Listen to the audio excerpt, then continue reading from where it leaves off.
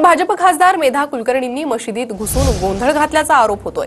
पुण्याच्या छोटा शेख सलाउद्दीन दर्ग्याच्या मशिदीतील व्हिडिओ समोर आला असून मेधा कुलकर्णींना अटक करा अशी मागणी नॅशनल कॉन्फरन्स फॉर मायनॉरिटीने केली आहे। तर मेधा कुलकर्णींनी आरोप फेटाळून लावलेत।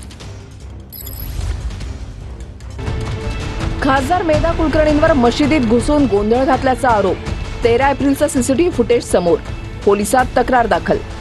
खासदार मेधा कुलकर्णी यांच्यावर मशिदीमध्ये घुसून गोंधळ घातल्याचा आरोप करण्यात आलाय। सामाजिक कार्यकर्ते राहुल डंबाळे यांनी हा आरोप केलाय। हनुमान जयंतीच्या दिवशीचं 13 एप्रिलचं सीसीटीव्ही फुटेजही राहुल डंबाळे यांनी समोर आणलंय। मेधा कुलकर्णी यांनी छोटा शेख सलाउद्दीन दर्ग्यामध्ये अजान रोखून गोंधळ घातला आणि स्थानिक मुस्लिम नागरिकांना धक्काबुक्की केली असा आरोप डंबाळे यांनी केलाय।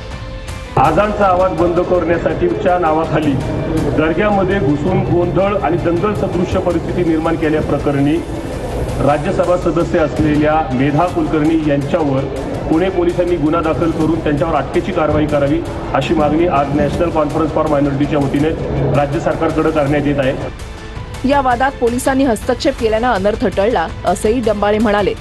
छोटा शेख सलाउद्दीन दर्गा ट्रस्टकडून याबाबत पोलिसात तक्रार देण्यात आली आहे, मात्र अद्याप यावर गुन्हा दाखल झालेला नाही।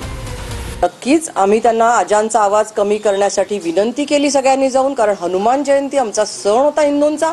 अशा वेळेला सहकार्य करणं त्यांचं कर्तव्य होतं। सहिष्णुता धोक्यात आणून, साहचर्य धोक्यात आणून त्यांनी त्या ठिकाणी अतिशय मोठ्या आवाजामध्ये अजान चालू केली होती, ज्याचा अतिशय